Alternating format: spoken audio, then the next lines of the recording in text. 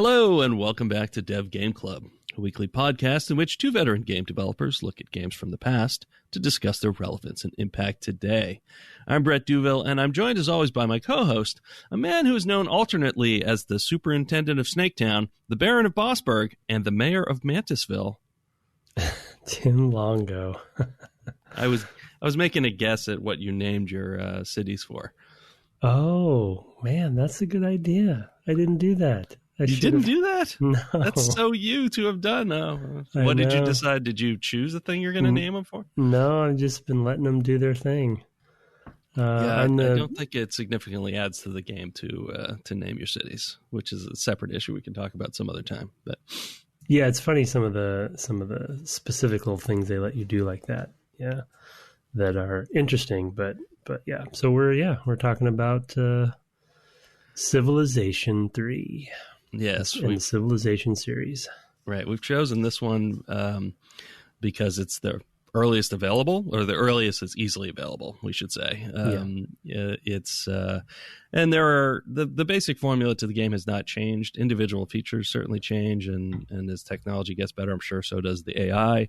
The game can become more complex, and et cetera, et cetera. It is the as far as I can recall, it's the original one more turn game. That may not be true, but it's certainly how I think of it. And we can talk about that part of it as well when we get to the game proper.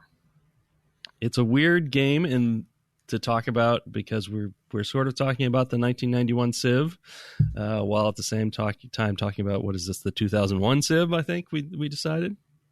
Mm-hmm. Yeah, we should. I think we should talk a little bit about both eras, but yeah, focus on this will be our entry into the series in general of turn-based strategy 4X game. For those who don't know that genre.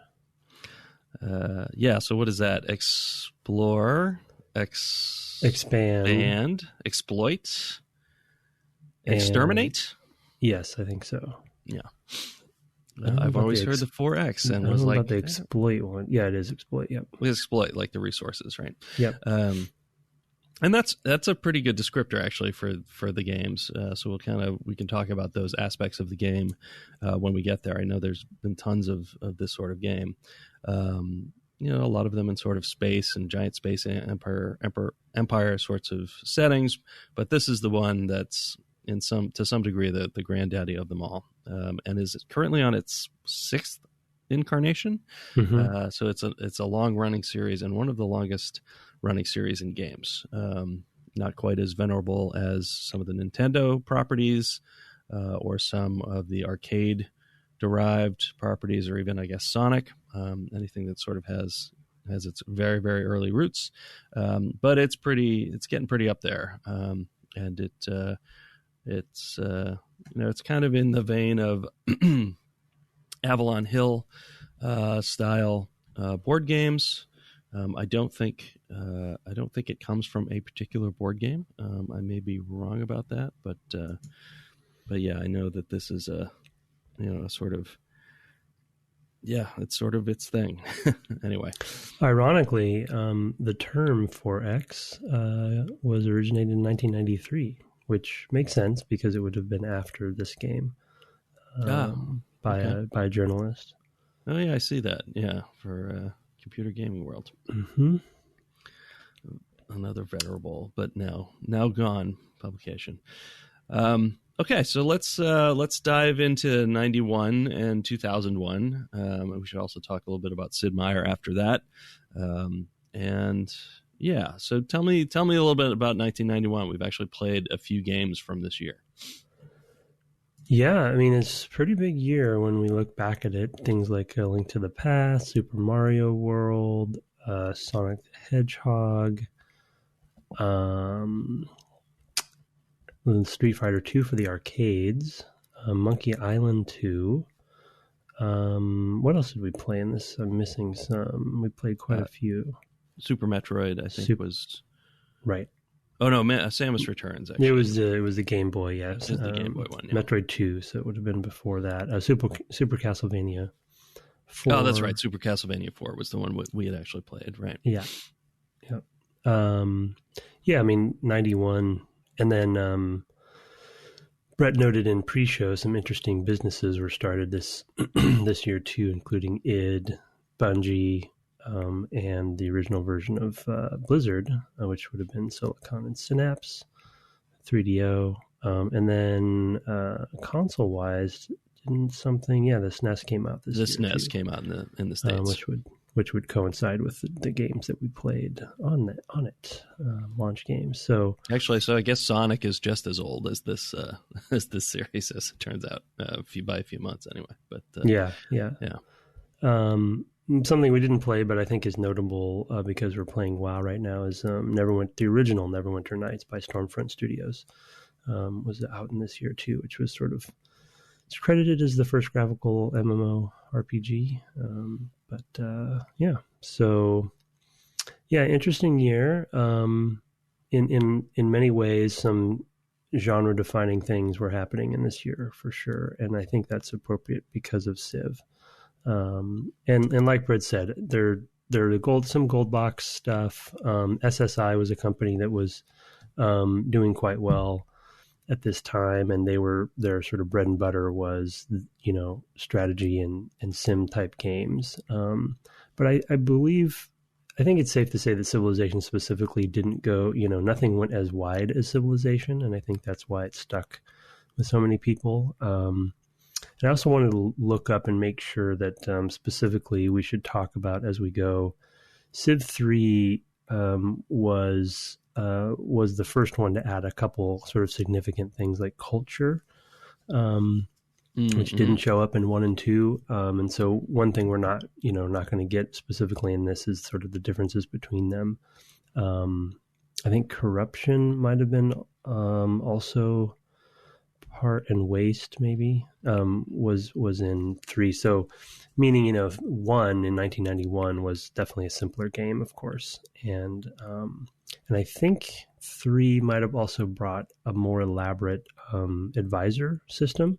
Or maybe the advisors, they might have started, and maybe new here. I don't know that because I'm not super familiar with the series. I'll have to look that up for maybe next episode. But the advisor specifically, because I do recall in 91, one of the things that people would definitely talk about with the first one was its complexity. And we talk a lot about on the podcast how important manuals are to games, and specifically with this one, almost you could say kind of fitting into the sort of flight sim sort of category, right? Where those games would come with these enormous Bibles of manuals. Civilization did as well, because at least in the beginning.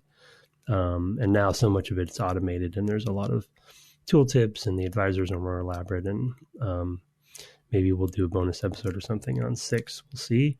But that definitely was a complex game for its time. In 91. But those are some of the games that came out in 91. Really quick, I just want to mention too, for Civ 3 in 2001, we've played quite a few games for that time too. So we will talk, we'll hit a little bit of both. Eco being one of them. What else here? Final Fantasy 9 is. Was that okay? I missed that one. From 2001, I believe. Yep. Looks like Europe. So that might have been 2000 here. So we might have discussed that as a 2000 game. Probably did. I was looking. Doom, Grand Theft Auto 3. So we've hit this one. Soul Reaver. Oh, that was 2. Soul Reaver 2, not 1. So some games there that we've hit. And I feel like 2001's another big year. And then a little game called Star Wars Starfighter.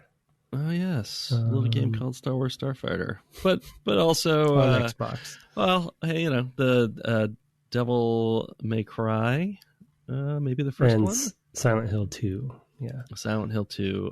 Halo Combat Evolved this year. The first Jack and Daxter game on the PC. Max Payne was a huge deal.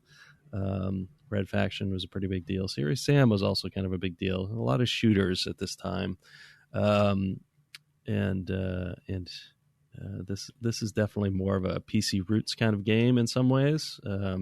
Yeah, because I'd definitely. Right. What I was going to say is the sort of Sims and things like that are sort of deeper in the, we talked about this a lot when we talked about TIE Fighter in particular. I think that the PC was really the home for deeper simulated games than consoles were, certainly at the time. And that's the history of this whole series, and of Sid Meier himself. A lot of his early work is actually in things like flight sims and war games and the sorts of things that computers were being used for, probably by the military at the time. But he was doing this work at Microprose, which is no longer with us. I can't remember, the Microprose kind of merged and stuck around for a while, and then ultimately I think has kind of disappeared. I don't actually remember what the sort of whole history of Microprose is, but Sid Meier is probably best known for having said that a game is a series of interesting decisions. That's the designer's job, is to put the player in a space where he has to make interesting decisions. Though what those are will probably differ player by player. But that was his. That's kind of his claim to fame. Mm-hmm. And as I said, it's also very much the sort of one more turn kind of game. So we can kind of talk about that part of it as we play and as we talk. Well, and Sid and Bill were co-founders for Microprose, right? And then Spectrum Holobyte bought them. Spectrum Holobyte, right? Initially, and then Hasbro, and then Infogram, yeah. And then looks like kind of when Infogram went down, they went down with it, I guess. And during that time, Firaxis was formed, which is where they are today, which eventually was purchased by 2K, right? Or Take-Two, maybe. One of the I don't recall. Firaxis, I remember what a big deal. I mean, we don't have to go too much into Firaxis itself, but I do remember that being a huge deal in the industry, and just what an enormous surprise that was, that even happened. He just kind of went off and founded his own company, and then of course it got acquired. That was a little probably less surprising. I have a feeling he's not super huge on all the biz stuff. He wants to make the games, and he's just I think getting published was the opportunity to let go of that. For related to and in response to one of our letters we got last time, I want to just mention sort of the concept of God games in general, that this was probably inspired by something like SimCity or Populous. And these games, the interface for these games is really a top-down, usually isometric-ish, or literally isometric game where, you're seeing a landmass of some kind, and the God game sort of comes from the player as God. So you're not represented in the game. You're controlling units and buildings and objects on the the terrain of the world, or the whether that be in Civ's case sort of I guess in all three of those cases you're simulating specifically something that's terrestrial looking. There's not sci-fi in these, and SimCity obviously being Will Wright's sort of claim to fame in game, and Maxis being the company there, and then Populous being Peter Molyneux, essentially. Right. And I did play some Populous, but I forget that one was that one sort of like Greek myth, or was it just basically a God game, sort of generic but God game? I think it's a pretty generic God game. It has been a long time since I played any Populous of any kind, and I think I started with the one that was called A New Beginning, which is fairly late, and I think maybe even a 3D game. So, yeah, maybe like late 90s. It was, let's see. Yeah, it was 89. Yeah, both of those were 89, actually, SimCity. And Populous said sort of like it had a sort of storybook sort of feel about it, is I think why I'm thinking but I don't think it was. And it certainly Greek. had the V's for U's, I think, in the title as well. So I can understand why you'd go to Greek, or Roman, I guess. Yeah, it has it. Yeah, it has it. And then that was Bullfrog. Yeah, but anyway, just wanted to mention sort of the genre and where Sid might have gotten some of this, because he had worked on Sid Meier had worked on other things, including some flight sim stuff, and that's what Microprose was known for a while as well.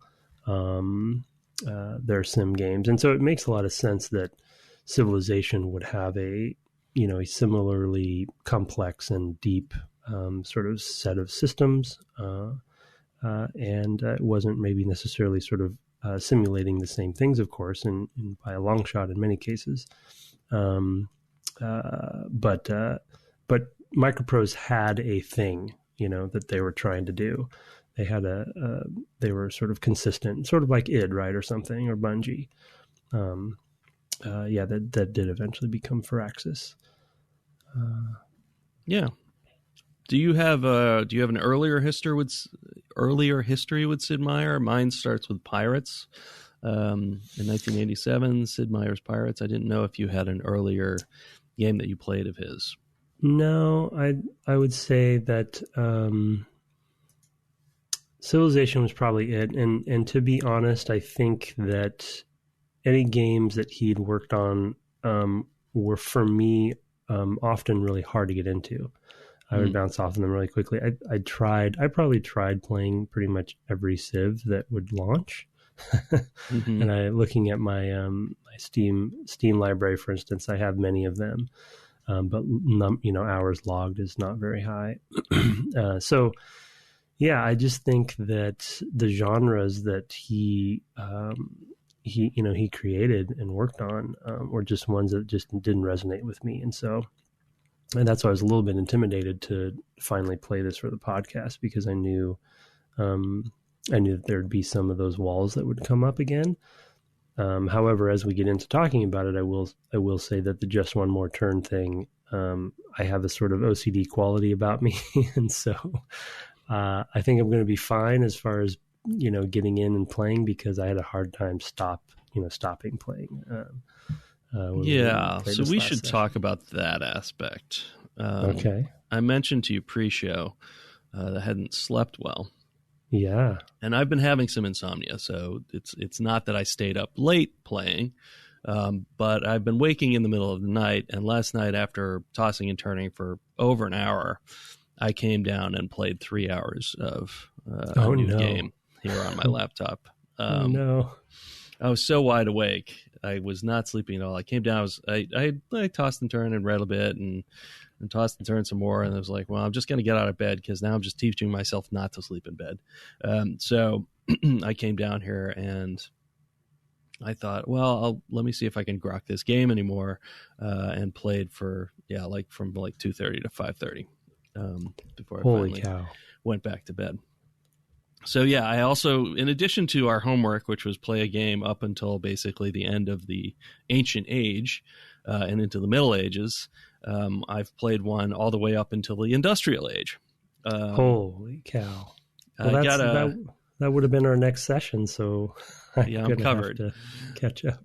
Well, it's all. Well, no, we can. I may start again. One of the things that's super important about this game, and one of the reasons I think it's really easy to bounce off of it, because I actually started a game that I abandoned pretty quickly in that 2:30 to 5:30 this morning session, because my starting conditions, the choices I made in my starting conditions were so poor that I went, I've made some really bad decisions here, and now I don't know if I'll ever dig out. And I think that's very possible with this game, even on the easiest difficulty. Yeah. I mean, that's it's we've played a lot of games for the podcast that most of them, in fact, have a beginning, middle, and end, and you have a sense of progress. And I have notoriously not been able to finish 100% of the games we've played, but for the most part, it's possible. But Civ Yeah, and I agree with you. I think that is one of the reasons why people bounce off of it, because there's the sort of there's the time sink that happens, that you get to a point where if you do get a particular game or world that you think is you're not going to be able to finish, sometimes people feel, and I know I do feel this way, that I've wasted all that time, right? And do I want to get back in and start again and try, and then potentially fail again? But it's a game that's known, and I think the people that play it like it because of that aspect, right? Where there's the victories are the high highs and the low lows that we talk about sometimes. But you can definitely, it when you see it. Then Yeah. I almost had a moment myself in my game where I was like, oh no, am I going to have to start this one over? So far so good. I was able to recover, and I'll talk about that later. But so this is your second play then. Well, technically, I guess my third, because I had one that I started and abandoned, and one that I started on my main PC down in the basement, which I streamed. So, and that's the one that I really struggled with, because one of the first things the game does is says how important it is to place your first city. But don't, and this might be in the manual, because I was standing there at a guy who could see whatever it is, 9 tiles around him, and was looking at it and saying to myself, yep, no idea. Just, yeah, daunting. Should I move him? Because in the manual it'll say, well, don't spend too much time exploring, and it's like, okay. I kind of clicked around on the ones I could see to see, okay, well, maybe I'll pick this one. It has good food and it has a couple gold. I don't know if that was a good decision. Do you want to settle something? Do you get the gold automatically? I don't know. Or would it be better to put a mine there, etc.? So there's a lot going on there. And the other thing about sort of city placement, because you'll soon be building additional ones, is how far apart should they be? Is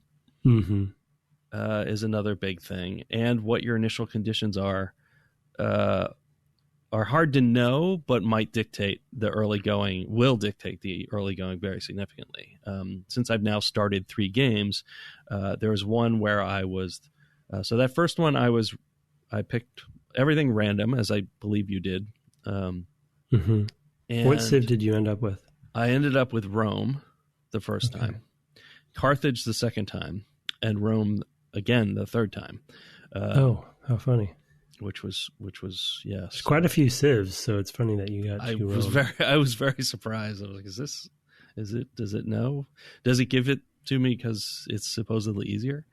And one of the things with that third game that made it really, really click was I got extremely lucky with how there were not a ton of civs, and there was only one other one on my continent, which I was able to eliminate early. So I had no competition really to just maximize on, I don't know, a third of the map, say.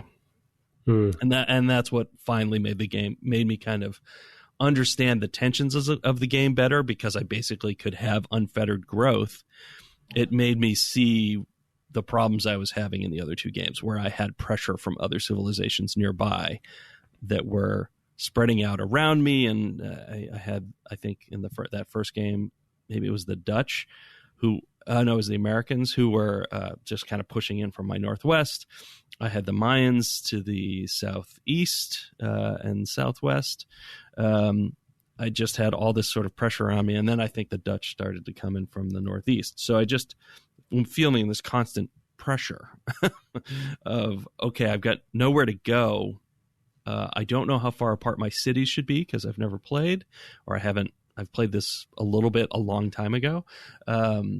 This particular Civ 3, and I was just overwhelmed. I was reading the manual, like, what should I know? What are the things I need to care about? But I honestly think it's a game that wants you to bounce off of it several times and learn and understand the trade-offs through failure. I think that's a big part of it. I think that's a good point. Yeah, and that's I think what we were both talking about earlier, as far as like it's part of what I think people who love this series do like about it, but it isn't a common thing in a lot of the games that we've played. Games are definitely about learning through failure, but every game, especially every genre, deals with that differently. Whether they build in different systems or different mechanics to allow you to understand what you should learn from your failures. But but I just feel like the investment and commitment to a particular game of Civ, is much higher to get to that failure point, where you're definitely learning all along the way, which we definitely need to talk about sort of that aspect of the game. I have yet to crack the manual, which is probably to my detriment, and probably people are yelling at us who are Civ fans and players, especially for this era. So I'll definitely, but I've been able to sort of, limp along, and I felt like I was doing okay for a while, and I see potentially my demise coming. I've only played the one. I got the Byzantines, which I didn't know much about, though they are, one of their focuses, one focus is science and the other focus is seafaring. They also start with Bronze Age already, an alphabet. So, which I want to ask you what Rome starts with. I don't remember. They start with warrior code and alphabet. Okay. But because of the seafaring, when I first started, and I don't know if I just got lucky with this or not, I was near a coast. My settler was near a coast when the game started. And I knew because of their advantage, I wanted to focus on seafaring. So I just, went over a couple of spaces, next to the shore and then planted Constantinople right away, which should have been... I thought that was Istanbul, not Constantinople. That's good. That's good. I was trying to think of a witty Metal Gear version of Constantinople, but I couldn't come up with it quickly enough. The album is 30 years old as of like last week. So, oh, is it really? Yeah. Holy cow! That's dating us. Yeah. We're talking about They Might Be Giants, of course. So yes. For those their brand new album, Flood. It was their first album with a wonderful publisher. Awesome. Anyway. Wow, we didn't expect They Might Be Giants to come up in the Civ podcast. That is probably the album in my history that I have played the most. I had it on CD. It was one of the first CDs I owned, so I played it 6 billion times. Me too. I love the lyrics and everything. So I could probably sing that whole album. Mm-hmm. I would be very surprised if you couldn't just give me a list of songs. Anyway, look it up, kids. They Might Be Giants. Who, if they're doing anything, they're doing kids' music still. So, right. Anyway, yeah. So yeah, I might have gotten lucky with. I didn't feel like it's interesting to hear your version where the sort of initial city placement was important to how things went for you. So I must have gotten lucky because, or just kind of, like I said, focused on the advantage of seafaring, and then. I am surrounded by two other, the Mayans and the Incans. Ironically, seems odd that both of them are right next to me. And we'll see. I've had definitely some back and forth with them, including going to war with the Incans and then declaring a peace treaty later when I thought I was in over my head, which turned out okay so far. But the Mayans they're coming after me now, so we'll see. And they seem to be more advanced than I am. But I mean, the distance, there's so much. I have a lot of notes for this episode, which we won't get to. We should probably try to talk specifically about how you're interacting with the sim.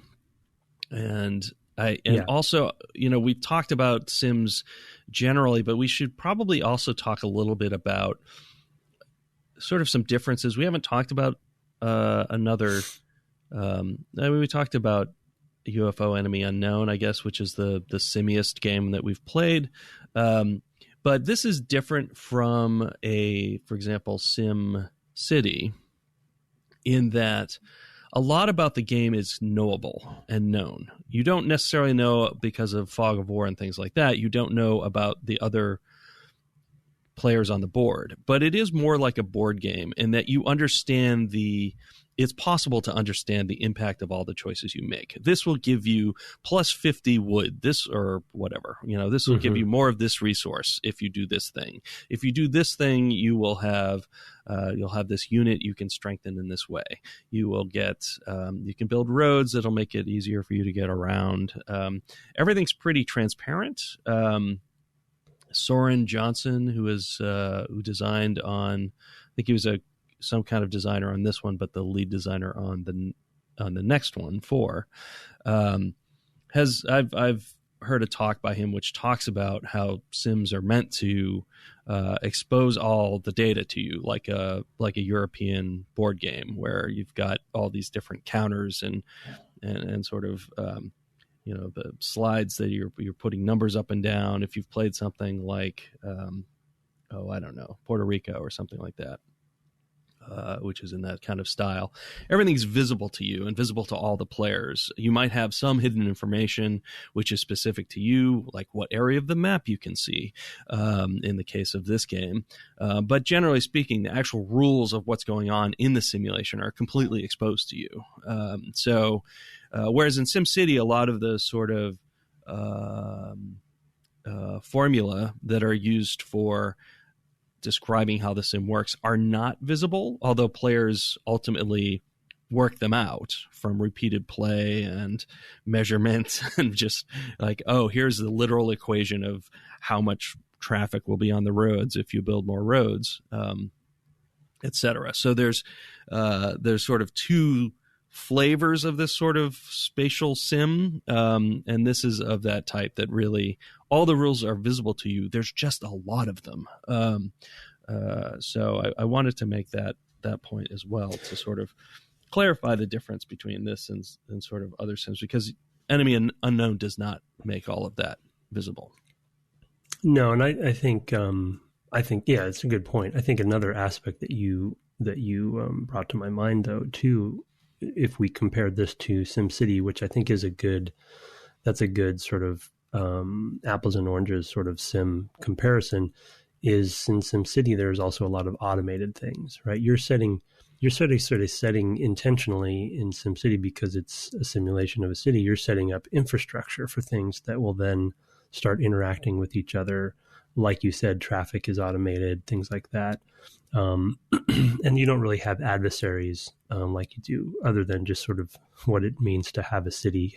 The city's its own enemy, in a way. Yeah, and for that reason, Will Wright will call his games, or at least his SimCity style games, toys rather than games, because there is no sure victory condition. You have to sort of make that decision for yourself. You're just playing, with it, and you're figuring out what its affordances are. What happens when I do this? Oh, let me now unleash some disaster on my poor unwitting city, etc. Well, and I guess, though, there are ways to, like for instance with workers or something, there are ways to automate certain things in Civ. At least where I'm at so far, I had forgotten how much it is not an automated game, especially if you're someone like me that really likes to min-max and micromanage everything that's happening. And it is very much, you can make every unit do something specific each turn if you want to.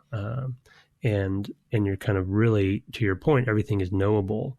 But the other thing that was immediately refreshing my memory as I jumped in is just the menus upon menus and the tooltips upon tooltips. And, though I haven't been reading the manual per se, something like the Civilopedia,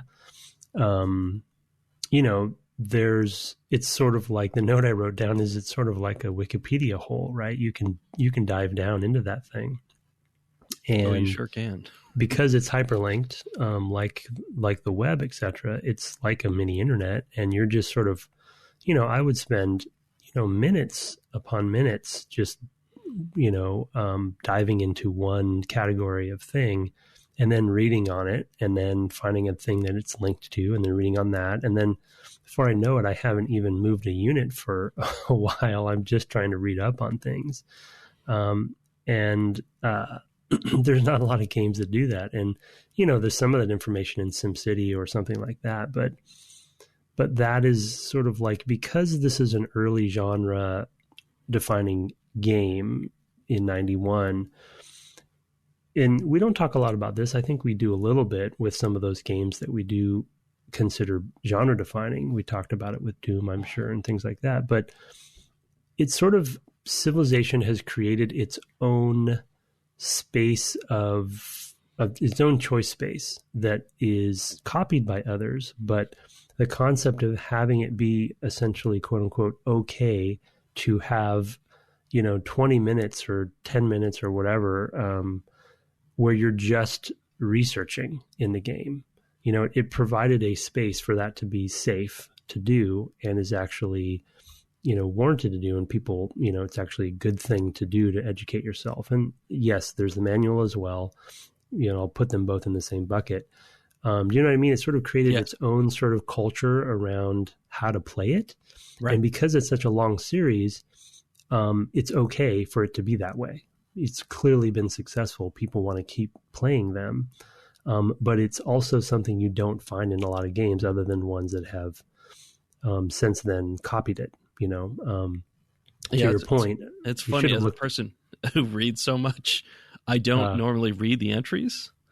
Interesting. Yeah, but I do. I'm also a person who's played a lot of board games, particularly with my kids. And I do, whenever something comes up and I don't have a sort of innate sense of what it will do for me, if I'm having the option for it for the first time, for example, I'll click it open and immediately look towards the bottom half. Oh, this is going to generate this much, or it's going to cost this much upkeep, or it's going to generate a certain number of shields, or now I will have this. Courthouses provide less corruption if you're further from the capital and things like that. So I end up going straight to the board gamey stuff, which is how I think of this game now. On my third go this time around, that's how I'm approaching it. And I think at that level, that's where you can see people throwing themselves against the AI on harder and harder difficulties of, there is that min-maxing, but also just, what is my strategy here given the conditions on the ground? How long should I hold off with peace treaties, these nearby Iroquois or something, so that I can, maybe I can get something from them? How much am I willing to give up? We can talk about the diplomacy aspects, but just how you're gonna thread the needle for your fledgling empire to survive. I think it's also funny that the hardest difficulty level of the AI is called Sid. So that's good. Yeah. Well, that is interesting that I'm reading so much when I'm not a reader in so many ways. You are a lore guy, though. Well, and I think that's what I was going to say, is that I think it's probably coming more from, I'm a micromanager, min-maxer, OCD player who likes to, really wring everything out of it that I can. And so in my head right now, which I assume is true, but I may not need to be doing all the reading to really succeed. If I want to succeed, I want to just basically ingest all of the information I can about everything that I'm doing and everything the enemy's doing, so I can be more successful. So it's sort of that conquering sort of mentality is coming through. And I feel, at least I've justified to myself, reading up on all this stuff will help me win, essentially, or be successful. So there's versus reading just for knowledge or for pleasure otherwise. Right. I guess.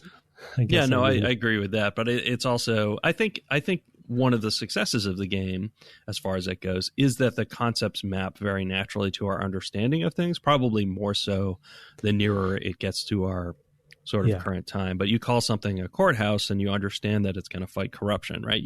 You kind of get that immediately. You can look and figure out the numbers and decide whether you want to do that thing. But fundamentally you kind of get it. Similarly, things that generate culture. It's pretty obvious that I'm going to create a library. It's going to generate culture and learning, or maybe some kind of stats along those lines. Whereas, not that there's something like a steel mill or something, but if I built a steel mill, I'd know that now I'm going to have something for my battleships. Maybe there is in the late game. I don't know. Haven't got that far. I wouldn't be surprised for there to be mills and things like that. Yeah. The irony to that, though, for me, which I haven't mentioned yet, but is a cornerstone to me bouncing off of these games, and it has been, and I think it always will be, and I will definitely play quite heavily for the podcast, but that the conventional aspect of these games in their setting is actually something that is a major turnoff for me. I actually I'm not typically drawn to sort of historical fiction stuff, like this, where the setting is good from a usability perspective, that like you said, that people, and I think that's probably why it's so popular too, because people can relate to it. And I think I'm probably going to enjoy the ancient age the most because it's the furthest away from our age. Mm-hmm. But that's what, I'm more of a fantasy sci-fi person. And it's why I don't necessarily even enjoy World War II FPSs either, because, it's you're playing sort of a historical moment in time. And this isn't recreating necessarily specific moments, but for whatever reason, it's sort of another example might be Age of Empires, right? Like I was a lot less interested in Age of Empires because of its historical context than StarCraft or something. Yeah, and I will also say, and this is not so much a fault. I want to be careful about how I talk about this, but the game is very much through a very, very Western lens. I was just going to say that. Yeah, I have a bunch of notes on just that. Right, and sort of the things that it chooses to represent about the ancient world are basically mostly the things that led to the rise of Europe as the world power.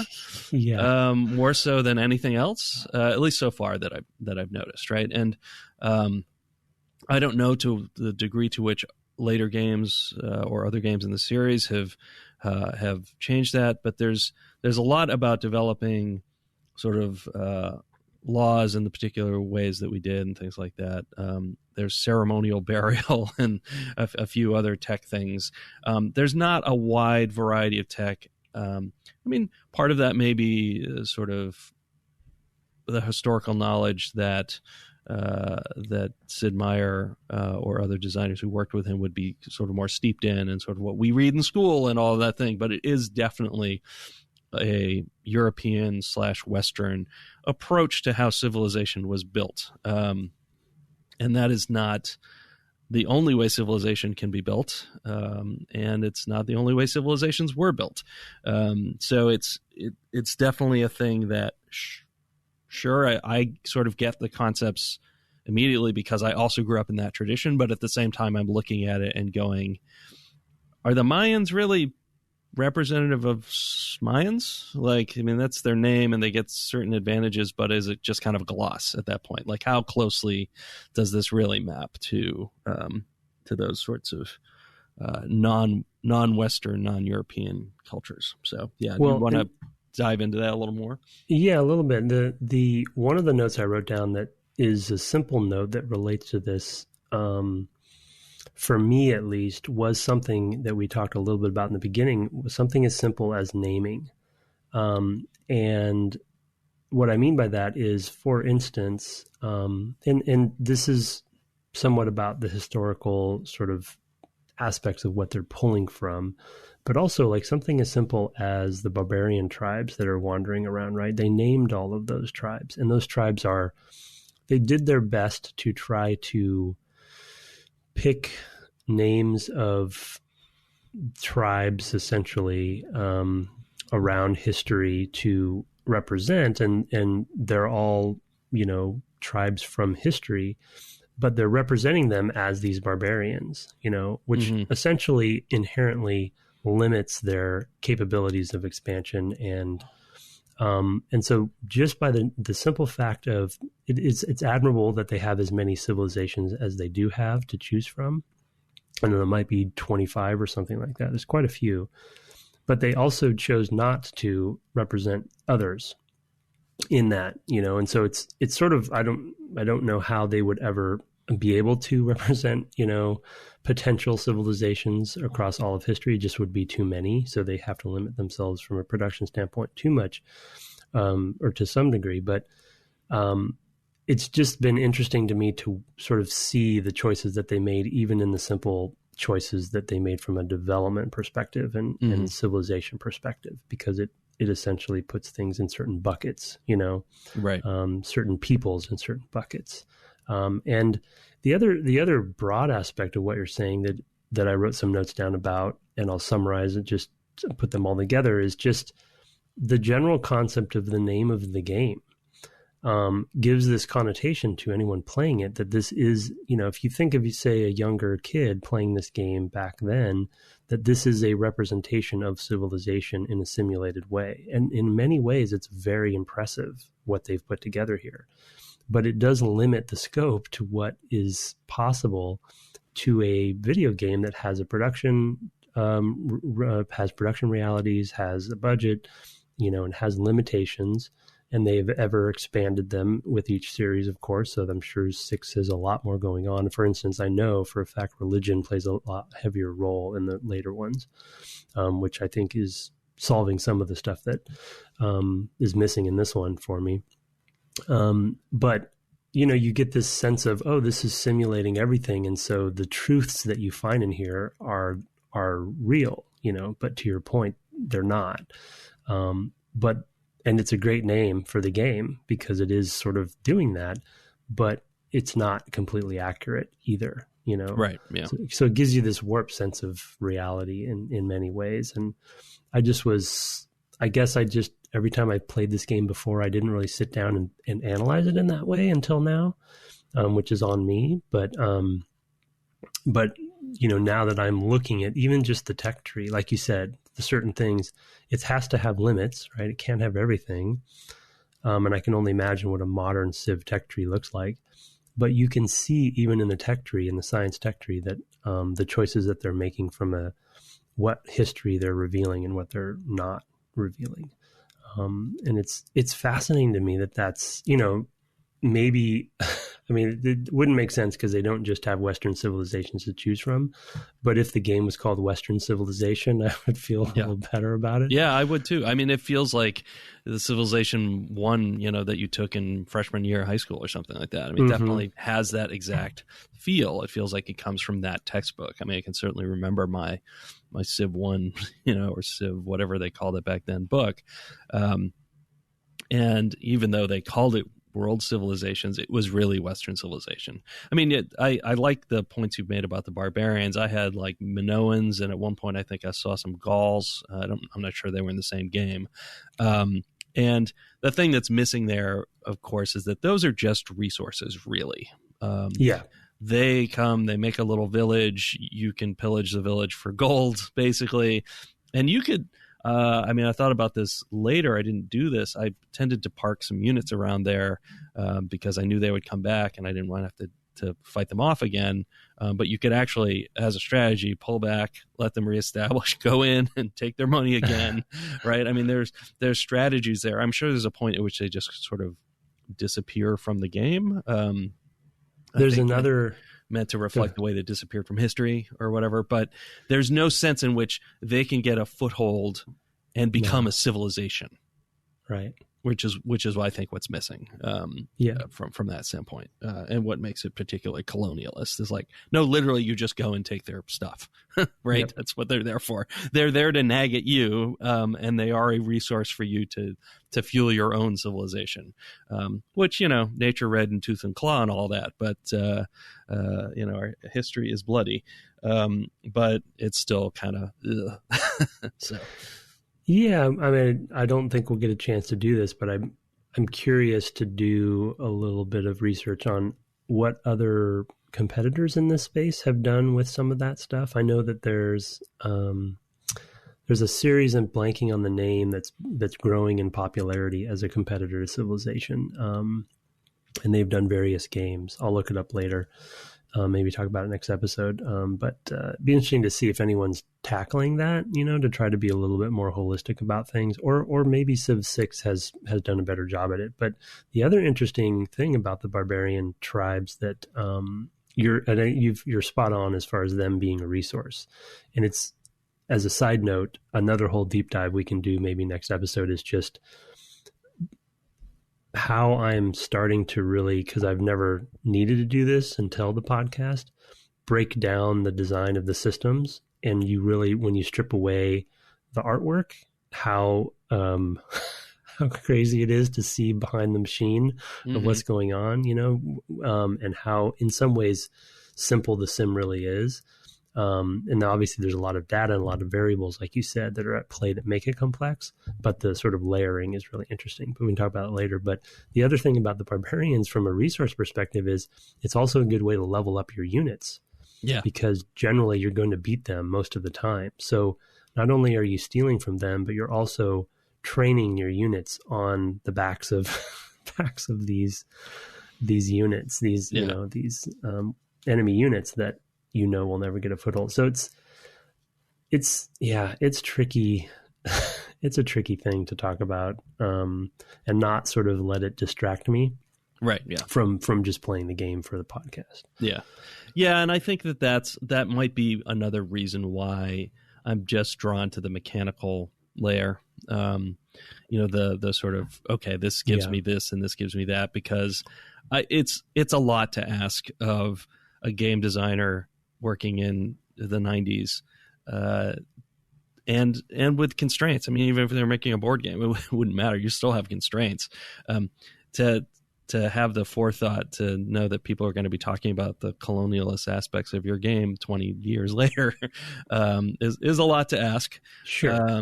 And I think the game is certainly interesting and gripping because of all the mechanical stuff. And so I think that's another reason why I sort of note it and kind of then go, okay, yeah, well, I know that this has a very particular lens on the development of the world, and maybe I should not, I will note it, but probably won't talk about it a ton more. But it definitely is hugely impactful in the early part of the game. In particular, I think, because I think the closer it gets to modern times, the more it does feel like, okay, well, this is a world I basically recognize. I don't know to what degree that's going to be true of whether there are Russian/Cold War analogs and things like that. We'll talk about those sorts of things when we get there, or China for that matter, which, talk about a different civilization that more kind of co-opted and incorporated tribes into it more than just kind of dominating them in some cases, not in all cases. A more complicated world. Yeah. Well, I think that's it. It's that it is a more complicated. This is one of the series and genres that is the most complicated in games, but yet it can't really succeed at being as complicated as it needs to be to represent what's actually represent what it's called. Yeah.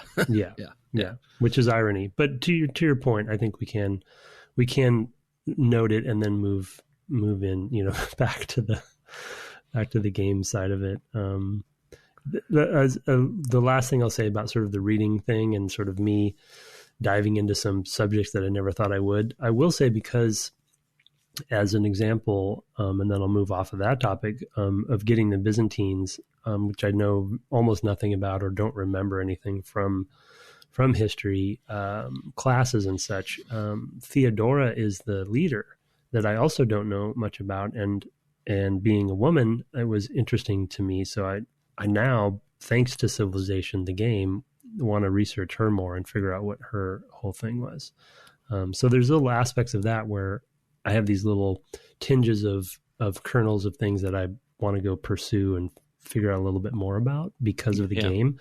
And I'm sure that happened for a lot of people when they were playing it. And that's something you don't get from a lot of games, where you learn a little bit of something that you want to know more about. The game obviously isn't going to give me everything I need, but maybe it gives me an idea of something. Right.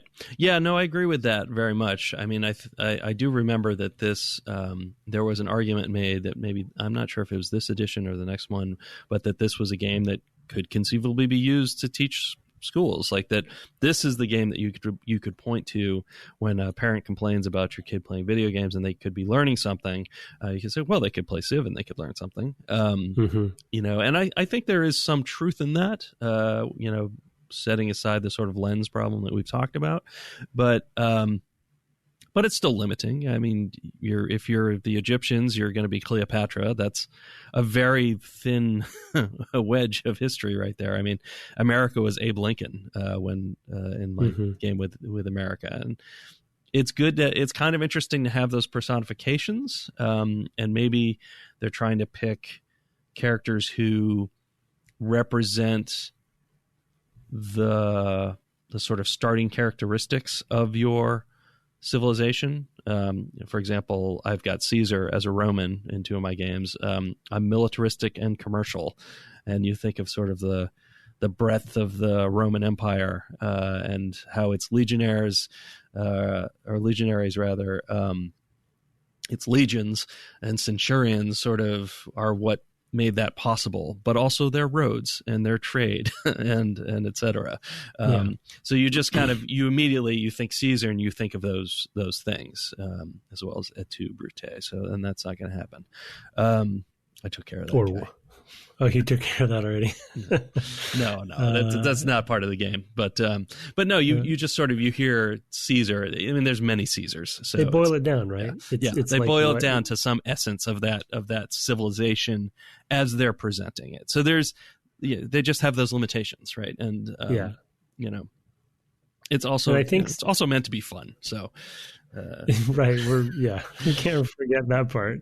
I think that's kind of what I was about to say is I would bet that the developers, in response to this little thread that we're on, would also come back and say, because it's a sim, quote unquote, anything can happen, so to speak, right? There could be a, like, as an example, the Mayans for me in my area are becoming quite advanced and going faster than I'm going, right?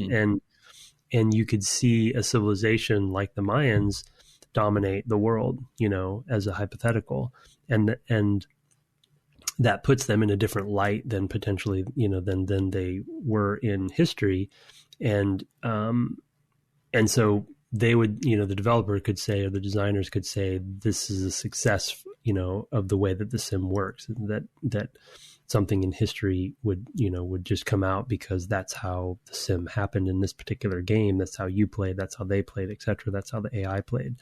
But it's not trying to simulate what actually happened, of course. Right. So yeah, and what killed the Mayans? One of the theories is drought, and not sort of failure of their civilization. Anything. Yeah. And also, I'm sure pressures from other the Aztecs and Incans around them. I'm not an expert, so that's not a plea for email to explain. I'm just sort of casting back to my own kind of deep knowledge on that stuff. Yeah, so it's a possibility. That's also, those are factors that are not present. There's no drought that you have to deal with. There's none of those kind of random factors, at least so far. I don't think that's going to happen. I think it's very mechanistic, and there are limits to those sort of environmental factors as well, other than the map itself. The map is kind of the map, and it doesn't change as far as I can tell. Maybe in later editions of the game. Do you have, to switch subjects a little bit, if you don't mind? No, absolutely. We've kind of. Do you have in our final moments, before we finish this episode, do you have some early favorite moments that were? Because I'm looking at my very long list of notes, one of my longer lists of notes, because there's just so much in this game that we could talk about, and we'll just have to keep unwrapping it as we go. And we'll come back to stuff. But I thought maybe as a way to sort of spark a couple little mini stories about some of the early stuff. And you told a couple already, but what are some of your, I don't want to even say favorite, because they could have resulted in you starting a new game and failure, but memorable moments at least that have been popping up. Because this game is, to Sid's famous quote, you know, it's a game that's about interesting choices, but I think it's also a game about, you know, interesting moments, that just the sim clashes together with itself and the AI clashes with you, and then something something sort of semi-magical can occur.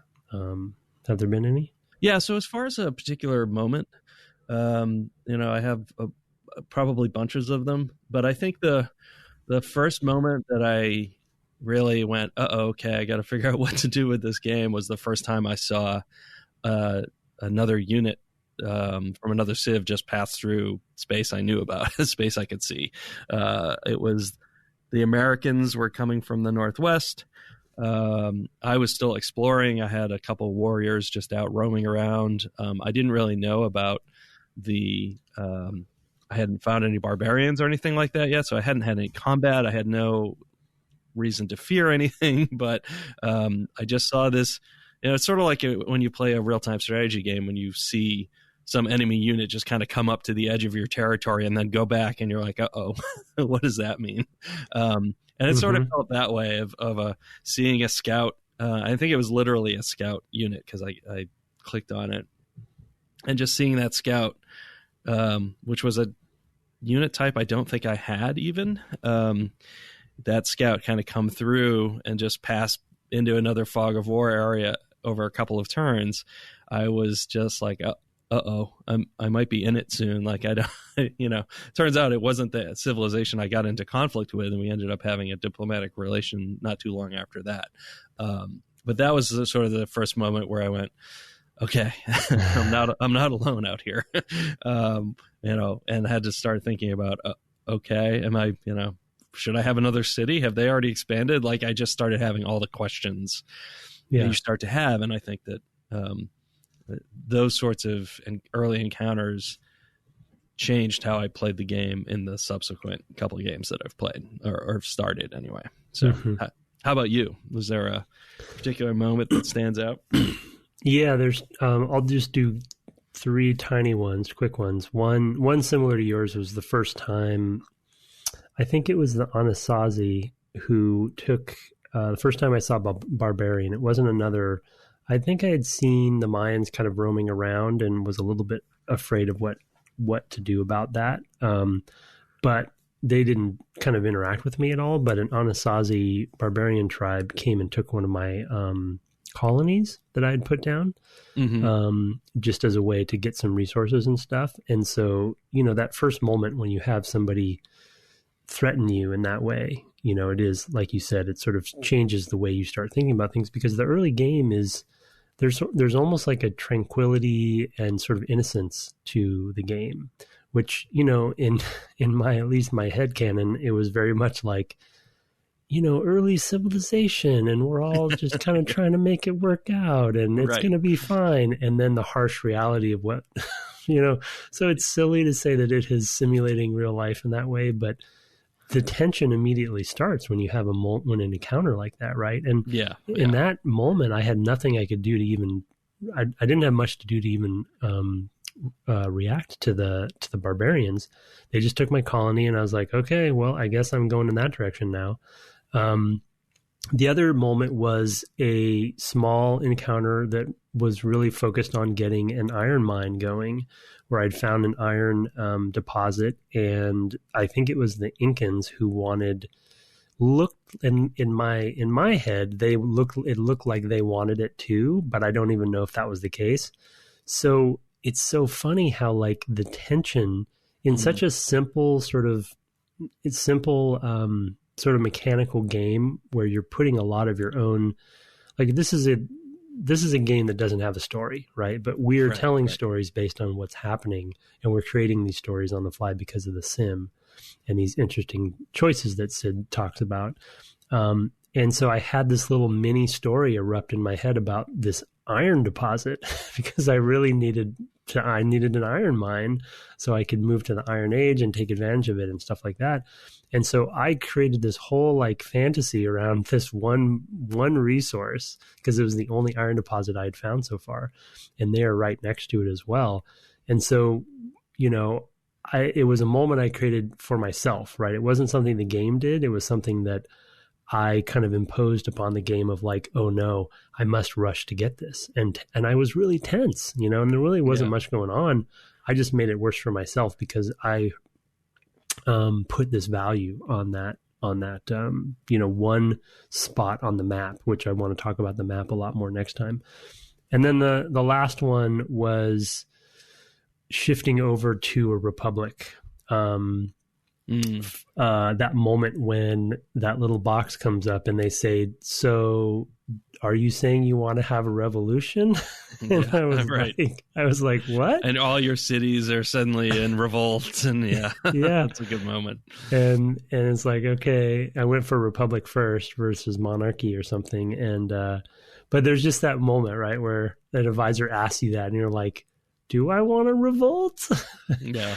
And you of course have to do that to transfer to a new ideology. So it was just a funny. I think I knew that because I'd played before, but I'd forgotten it or whatever. It just surprised me. I was like, oh yeah, right.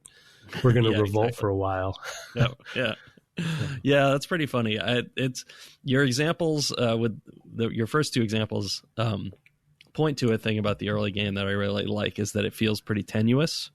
It feels like you said, it's sort of Edenic at first, right? There's no real conflict with anybody else, but pretty quickly you start to see other civs or barbarians or what have you, other actors on the map, and you definitely have those moments of, uh-oh, am I ready for this? And yeah, I lost the city as well, I think, in my third game, though I was able to reclaim it to barbarians. It fell to barbarians, and I got it back and restored it. Thebes, ever shall your banners wave, Thebes. But yeah, in that third game, I think the thing that hooked me, that I went, oh, okay, I see how it is when I eliminated the other civilization that was on my continent, which was Egypt, and just took over that whole long strip of land that's just all Rome, Pax Romana, my friend. Holy cow! What an irony of you being Rome and then you taking Egypt. Yeah. Antony and Cleopatra. Yeah, it was the whole thing. It was right there. It was very good. Yeah, so it was pretty neat. That was a great moment, because of a historical echo, but also just it tells you like, oh yeah, you just took out Egypt. Yeah, the gravity. They're gone, and you're like, oh yeah. I got their two cities. I don't remember if they keep their names or if they get renamed. I don't remember. At that point I was not naming things anymore. That was my third game. I was like, I don't care. It's too much effort to think about new names for everything. So it's just having it go. But the power in names too, just simple things, like for instance, me attacking Machu Picchu. It's a weird, what? I don't want to attack Machu Picchu. Talk about your colonialism. Yeah. Oh, rough. Yep. And you were the Romans? No, in the Byzantine. Oh, the Byzantine, right? Okay, so that's not a historical conflict. No. But just the the connotation of Machu Picchu specifically, or Vilcabamba or something, where you're like, yeah, I know that, and the fact that I'm attacking it right now is sad to me. Yeah. And all they did was name it, right? It's just an automatic tag based on the civilization. The thing in that main game for me that's funny with the names is, and this just ties right into that whole thing, is that the Americans, of course, are spreading into my territory, and one of their cities is Seattle, which is also an Indian name. So it's just like, it's so messed up. Layers, yeah. It's so messed up. That's a great point. And so, yeah, I mean, it is a reminder, and maybe we'll just stop here, but it's a reminder of like how much history is still with us, Mm-hmm. People, what's that quote of like, the past is, the past isn't behind us, it's not even past, or something like that. I can't remember exactly how the quote goes, but but how the past isn't just prologue, it's the present, it's still with us, the things that have happened. And that was another kind of moment where I looked at the map and went, oh man, there's a lot going on in that one founding of that one city near me that I may have to take out at some point. That's a great point. Yeah. So yeah. Okay. Wow. We would have taken a break here, I think, but because of the vagaries of recording today, I think we'll just roll right on into feedback. We've got a few emails. Those were sent to devgameclub@gmail.com. Haven't had a review, singing or otherwise, in a while, so I just wanted to throw out there to send us your reviews if you're reviewing them not on Apple Podcasts. On Apple Podcasts, I should see it. But we love to have those, as they're a great way to reach new listeners. But we have an email here from Ben from Iowa that was sent to devgameclub@gmail.com. Why don't you read that? Subject is Noticing Games from Ben Zaug. It's been a while since I've written, but I'm still listening. I just haven't had anything to add. Your conversation about how to inform older people about games got me thinking. It's hard for games to get noticed by anyone these days. I listen to 5 gaming podcasts, including DGC, and there are still fantastic games that I have no exposure with. The market is crowded, and yet it's also vacant in some aspects. Not sure I have a question in this, but it's no wonder AAA doesn't like to take risks when making a good game is hard and marketing a game is even harder. Side note, is there a way to support the podcast? There are no ads on the cast, so do you have a Patreon? Buying games isn't cheap, even when you make them last for 4 weeks. Thanks, Ben from Iowa Zog.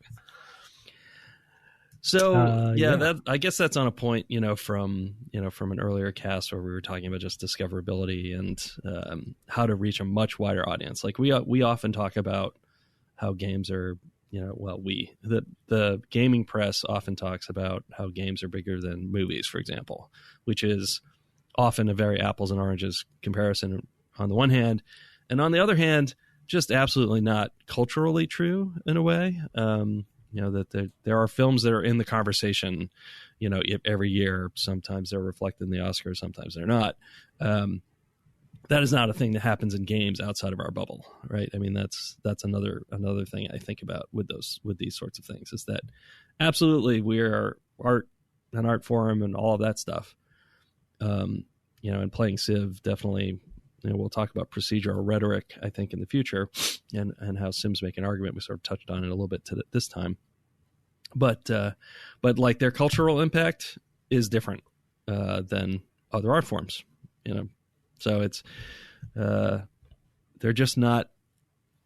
They're not in the conversation. You don't, if you're not meeting up with somebody who you already know is somebody who plays games, you're not asking, hey, what are you playing? It's, oh, what movie have you seen? Have you read anything good lately? Right. Or, what are you watching on TV? Those are the things that the culture at large talks about. Nobody says, oh, hey, what's your Candy Crush score or whatever, for even those games that have huge penetration into markets, are still not part of a cultural conversation. So there's a lot of ways in which we have, respectability problems, I guess, is part of that. Yeah. I mean, we've always been put into that sort of playfulness toy bucket in a lot of ways, calling back to your Will Wright point. And I think a lot of the older generations don't take it seriously in that way. And some of the ones, Fortnite, I think, is an interesting recent example, right? Where the floss or there's things that kids know about Fortnite. You have Lady Gaga tweeting the question of what is Fortnite, recently or something like that. And it's like, it's still this sort of mystery to people about what games, for a lot of people, what games really are, and as much as I don't want to say I'm an anti-award show person, but I'm very close to not being much of an awards person. But I do think that the concept of them is something that sort of legitimizes a medium. Yeah. Where you have the Oscars or you have the Pulitzer or something like that, right? Where, and then games, we have those, but they're not seen on the same level as the other mediums are, where the, God love Jeff Keighley for trying his best to do what he does. But the game awards are just not there yet. GDC developer awards, there's a few of them around. DICE has one, but they're just not, they're not seen by, so for whatever dumb reason, like having that sort of gravitas to an award ceremony, is for me is sort of a litmus test for when it starts hitting into the general consciousness of society. The other thing I'll say, he kind of made a point at the end. I want to touch on the prestige thing with the prizes. Is that there's a good book about that actually, called The Economy of Prestige, which is about prizes and awards and all of that stuff and how it leads to how you value culture. One of the things that's been a huge rise in my, in the last half of my life is like the Booker Prize winners and things like that are things that people know, that it's on the covers of books and things like that. Booker Prize finalist or shortlist or what have you, so that I think you really identify a good point there about sort of cultural value that we assign to things because they get those sorts of shows that are seen, even if I'd say like the Oscars and the all of those sort of big primetime shows are on the descent in terms of viewership. They are nonetheless, they've got years and years of cultural cachet now that makes those stand out. There isn't an equivalent thing for, there may be, but they're not as well known for even more established, art, longer standing art. Although things like in the theater, those are still pretty well known, Tonys and Obies, I guess. Anyway. Yeah. And that's a better way to kind of encapsulate the what I was saying as far as the value goes. I think to Ben's general point, there's probably going to be some generational aspects to it as well.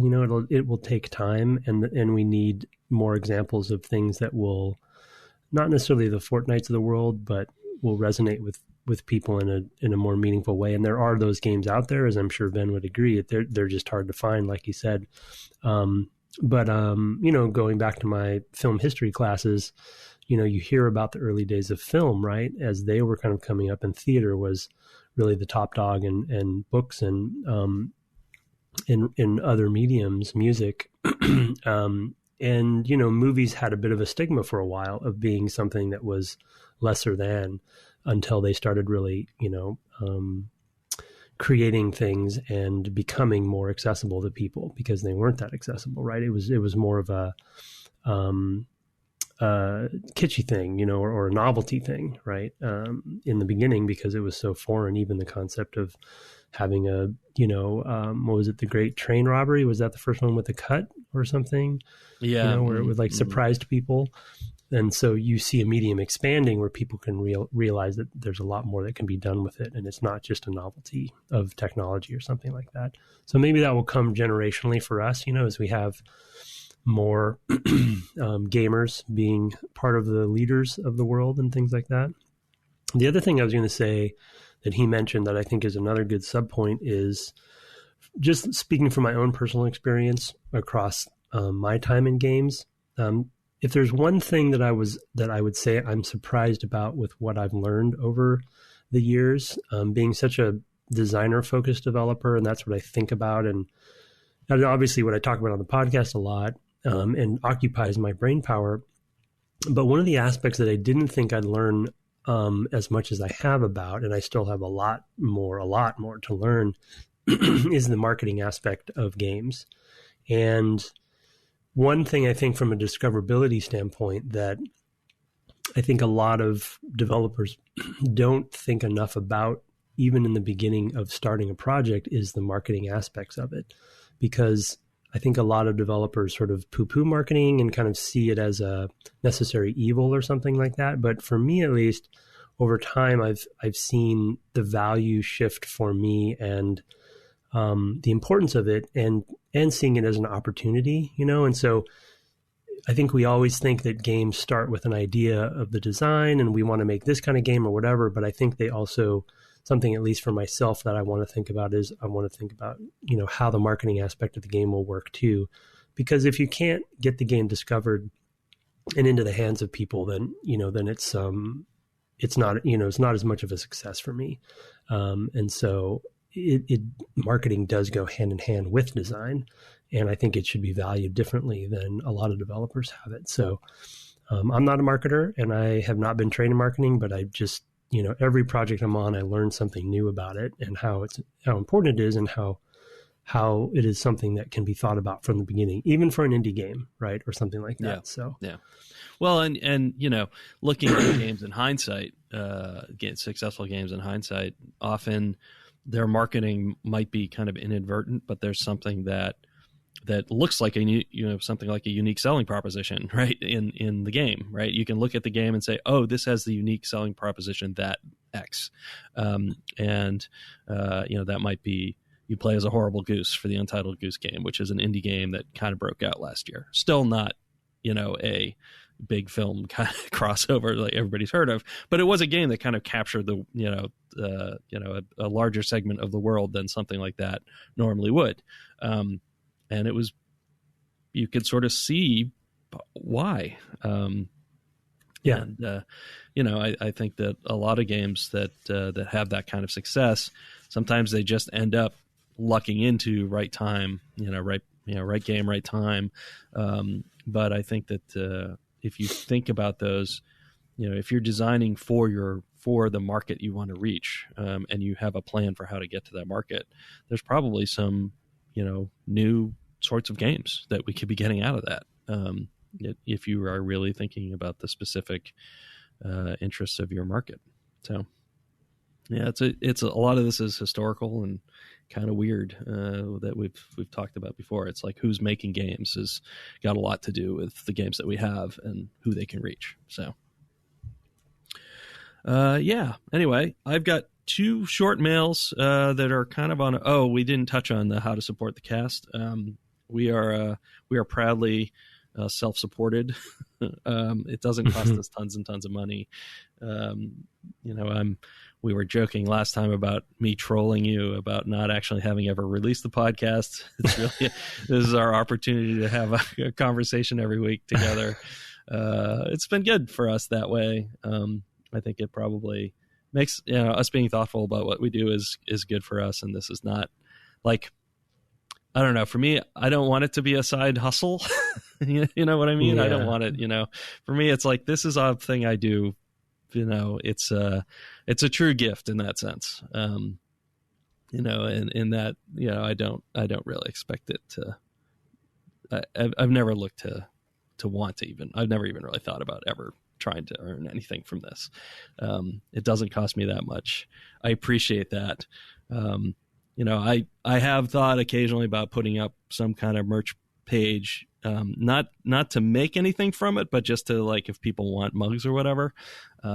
If that's something that you want to go and handle for yourself, I could also just send you the high res, very simple logo that we use, and you can do whatever you want with it. It's fine. So yeah, just don't sell things to other people in our name, I guess, would be the only thing I would want to prevent. But I don't know if you have any other thoughts on that, but that's kind of my thoughts. No, I agree. Yeah. I mean, no ads, no, we're just doing this. I still am amazed that people listen, to be honest. And then this is, and if this is all fake and Brett has just pulled one over on me, then all of the listeners that he's created personas for that don't exist as well, and all these Twitter accounts that he's managing and emails that he's sending are just make it even that much better. So yeah, I'm playing the long con. All right, I've got 2. One is thanks from Alexander. It says, I just finished the bonus episode with Kirk and heard the bit at the end. While I'll miss the regular weekly cast, I just wanted to reach out and say good luck to you both. Tim, the journey you're setting out on sounds amazing, and Brett, hope you enjoy the extra time you have. Thanks for the cast and the enjoyable conversations over the last few years. Best, Alexander. And in a similar vein, one from Luke Terrio, wishing Tim safe journeys. I'm going to miss my weekly DGC, but I completely understand the need for a deep soul-cleansing walkabout from time to time. Occasional updates would be nice, though, just so concerned listeners can be assured that Tim hasn't experienced a, quote, the Revenant incident. Best regards, Luke. So, yes, there's a couple folks wishing you well. We have a few weeks, quite a few weeks left for people to write in and say hello, but he's not going until towards the end of April, latter half of April. And just to reiterate and be clear, the podcast isn't ending. We're just taking a break. So once I'm back, we'll keep going again. Just to be clear. Right back into it. I'll have lined up all the JRPGs we still have yet to play. Right, we'll just go into 6 months of JRPGs. I'm sorry, sir. This is now a JRPG cast. I have taken the reins while you've been away. It'll still be here for sure. And I need to actually think about some of those things. I was like, oh yeah, I guess I don't have to pay for a couple things while we're not doing it as much. I will see how it goes over those months. I probably will pop in every now and again, every 2-3 weeks, and just say, hey, this is what I've been playing, and here's what I think about when I play it. Take notes and keep in the habit. It's a nice habit to have, actually. I've had somebody ask me on Twitter, how do you, as a programmer, what do you take from it? And I'll say, well, I actually just imagine how I would go about getting to this game, how I would go about making a game like this, a smaller version probably, but right, not so much the graphics necessarily or anything like that, but just what are the data structures for this game, to be really nerdy about it, or what are whatever, what does the AI have to do? Yeah, what are the architectural questions I have to answer, and the design too. Are things that I really care about and think about. And I'm not going to stop doing that just because Tim's off in the woods.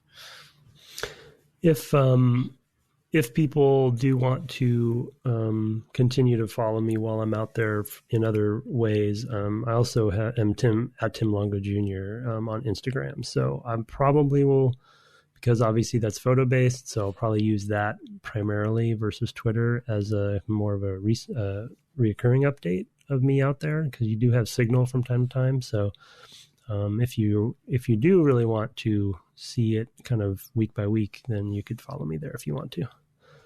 Yeah, very, very true. And I saw today or yesterday, I guess, that you are going to have some sort of charity involvement with this, that there'll be some opportunity to sponsor you. And so for folks who are looking to give back, maybe give through instead of giving back. And that would be an opportunity. I'm sure that would be most welcome to whatever you decide to be charity walking for or donating to. Yeah, I'll have more info on the podcast about that too, in case some listeners or stuff want to jump in on that. See if I can make a little charity money as I'm going. Yep. Cool. All right. Well, you can find the podcast on the web at devgameclub.com, and you can find me on Twitter at Brett_Duville, where you can also find my co-host at Tim Longo Jr. with the JR at the end. And peep his Instagram. You can find the podcast on Twitter at DevGameClub. I watch that as well, so that will be live all through the summer. And of course, I stream most days at twitch.tv/Brett Duville, no underscore in that one. I've been playing Persona 5, and I also left my homework to the last possible minute last night and played Civ 3 on a weeknight, but probably more regularly doing that on the weekends. That's normally when I play our cast games. Thanks so much for joining us. Enjoy playing games this week, and good morning. Good morning.